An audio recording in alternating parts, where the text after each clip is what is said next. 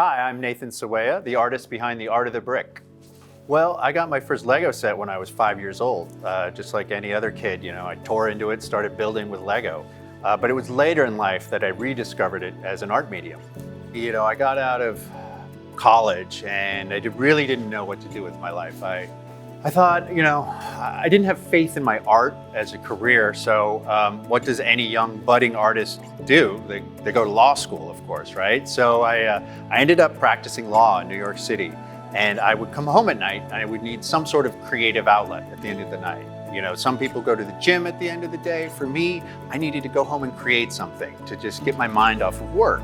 So sometimes I would paint, sometimes I would draw, and sometimes I would sculpt. And I sculpted out of more traditional media, but it was just one day I thought, what about Lego bricks? Could I use this toy from my childhood to create sculpture? So I started experimenting. I looked around my New York City apartment and thought, oh, there's an apple. Can I build an apple out of Lego? Oh, I can see the Brooklyn Bridge. Can I build the Brooklyn Bridge out of Lego? Just really playing around with, how the bricks came together and learning how to build curves out of rectangular pieces was key. Put a website together. It became kind of my virtual gallery, and people started contacting me and they were commissioning me to do work. So I was working full days at a law firm and then coming home at night and doing 6 to 8 hours of commissioned Lego art. So it was kind of an interesting time, and it was actually when the website crashed from too many hits. I thought, you know what, it's time to make a change. I left the law firm to become a full-time artist that plays with toys. So when I'm working on a new sculpture, I'm actually gluing each individual brick together. I paint a little glue on each brick, which is a very slow and tedious process. You have to have patience for this job.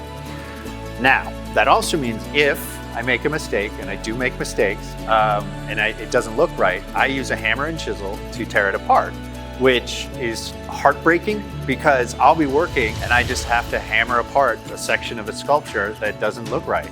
But I go into this knowing that's the process. It's gonna be a slow process. I want it to look right.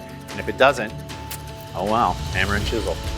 I have an amazing team that helps with all the aspects of an exhibition, the shipping, the logistics, all the crating. But when it comes to the art, these hands do most of it, right? Everything you see in here was built by these hands. So many people have snapped a brick together. So many people are familiar with this toy. Everyone has played with Lego, or at least stepped on their kids' Lego enough. They know what it is, and it allows people to connect to this art on a certain level. Like, if someone sees a marble sculpture, they can appreciate it, but most people don't have marble at home, but people have Lego bricks at home. So it makes this art accessible. It's kind of about the democratizing of art in that it allows people to connect to this art on a different level, and that's important.